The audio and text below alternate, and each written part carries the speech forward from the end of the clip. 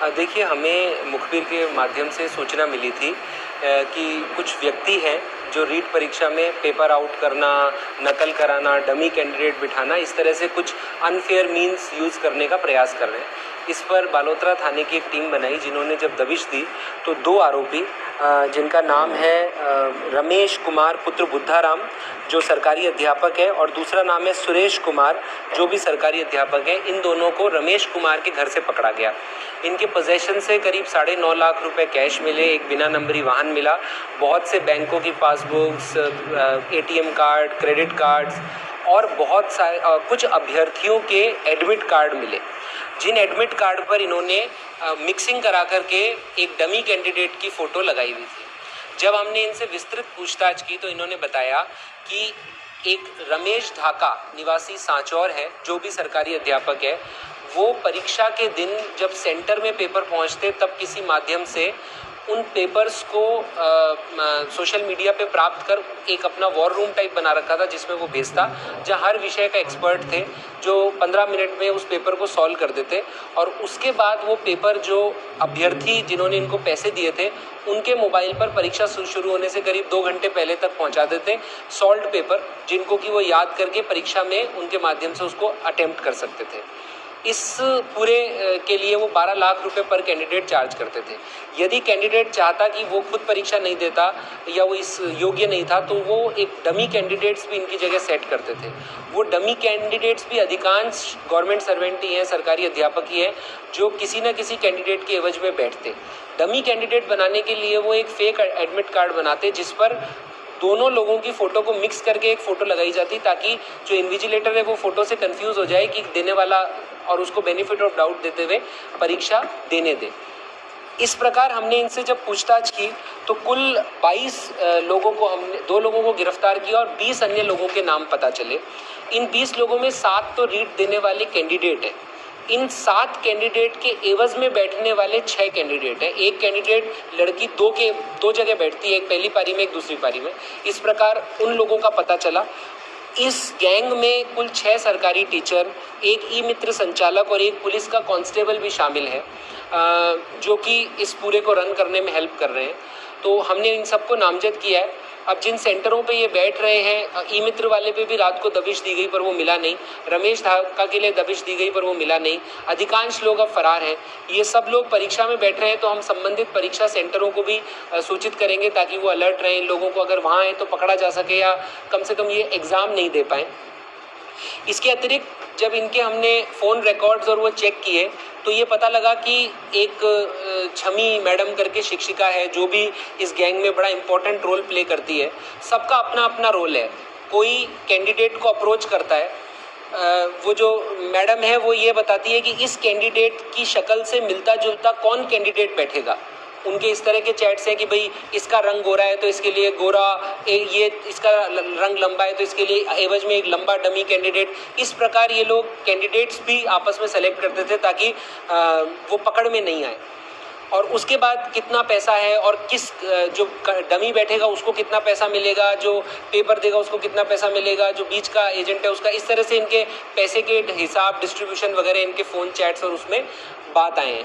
जो रमेश कुमार है, इसने अपना पूरा फ़ोन फॉर्मेट किया हुआ है, तो अब इसको हम FSL भेजेंगे, रिकवर कराएंगे, तो उम्मीद है कुछ और भी इसमें जो है सूचनाएं आ सके।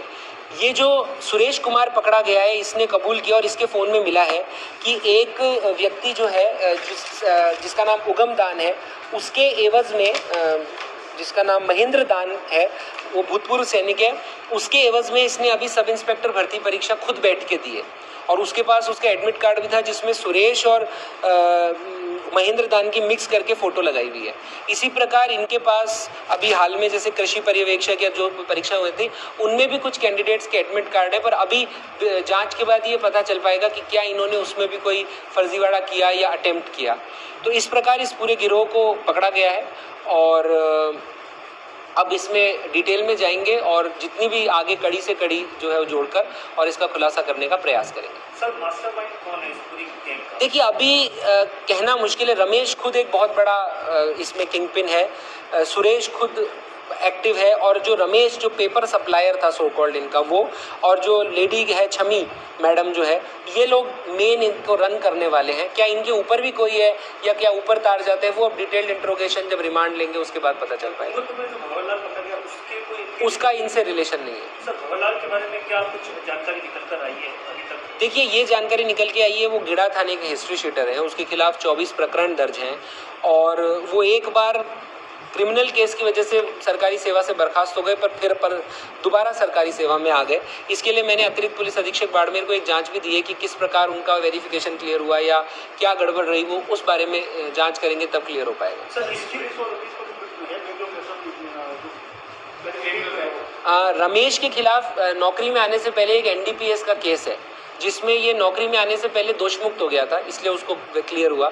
और सुरेश के खिलाफ नौकरी में आने से पहले एक मारपीट का केस है, उसमें भी ये राजीनामे के आधार पे नौकरी में आने से पहले बरी हो चुका है। सर इस मामले में कितनी टीमें बनाई गई है? क्या इनका कोई राजस्थान के बाहर भी गिरोह चलता है या किस तरीके से? देखिए, अभी तक तो ये जैसे सुरेश और इसने रमेश ने बताया कि वो खुद भी 2018 की रीट में ऐसे ही किसी से पेपर 5 लाख रुपए में खरीद के आया, तो अभी उस बाबत अनुसंधान करेंगे।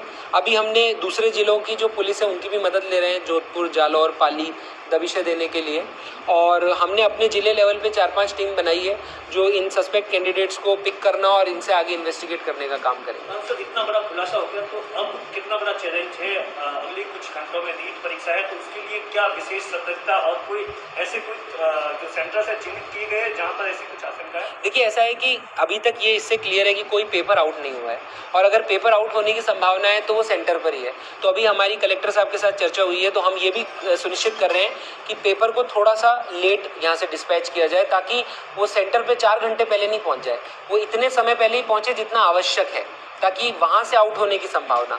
और दूसरा, हम किसी को भी सेंटर में मोबाइल अलाउ नहीं करेंगे, क्योंकि अगर पेपर आउट होता है वो मोबाइल के जरिए होगा।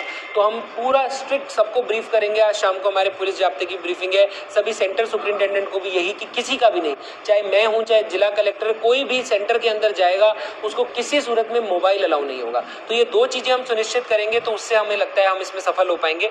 उसके अलावा ये जो सरकारी कार्मिक है इनके खिलाफ हम इनके विभागों को लिखेंगे, और जैसा माननीय मुख्यमंत्री महोदय का निर्देश है, इनके खिलाफ सख्त कार्रवाई अमल में लाई जाएगी। इनको हम अपने मुकदमे में भी अरेस्ट करेंगे, और अभी हम इस चेन को आगे पहुंचाने की कोशिश करेंगे कि कहां तक ये चेन पहुंच सकती है। इस खुलासे से और इन अरेस्ट से मुझे लगता है कि जो लोग ऐसा करने का सोच रहे हैं, कम से कम वो भी डरेंगे, और कल की परीक्षा में हमारे नकल की संभावना कम होगी। अभ्यर्थियों के लिए क्या संदेश है जो लोग इन सब में शामिल हो जाते हैं, पैसे दे देते हैं? देखिए, मेरा आपसे यही रिक्वेस्ट है कि आप मेहनत करें और परीक्षा दें और उसमें सेलेक्ट हो। अगर आप इस तरह अनफेयर मीन्स पे पढ़ेंगे तो आज नहीं तो कल आप पकड़े जाएंगे, और फिर आपका भविष्य, आपके परिवार का भविष्य सब बर्बाद होगा। और ये जो सरकारी कर्मचारी इसमें इन्वॉल्व है, इनके लिए तो बहुत ही मेरा मैसेज है कि आप अपनी नौकरी से हाथ धो बैठेंगे, अपनी सामाजिक प्रतिष्ठा से हाथ धो बैठेंगे, अपने बच्चों के और अपने भविष्य से हाथ धो बैठेंगे, तो कृपया करके इस तरह छोटे छोटे लालच के लिए इस तरह की गतिविधियों में नहीं हुआ। आने वाले समय में इस तरह के कुछ नाम सामने आते हैं जो पूर्व भर्तियों में सेलेक्ट हो गए हैं इनके द्वारा, जो इस तरह के पर्चे एग्जाम, तो उनके खिलाफ भी क्या हम संबंधित विभागों को लिखेंगे, और मुझे पूरी उम्मीद है कि सरकार इसमें एक पॉलिसी लेकर के और इनके खिलाफ कार्रवाई करेगी। सर इसमें ज़्यादातर महिलाएं शामिल है, क्या ये लोग महिलाओं को आर्ट में इस तरीके का पूरा रैकेट चलाते थे? देखिए, इनका ये कहना था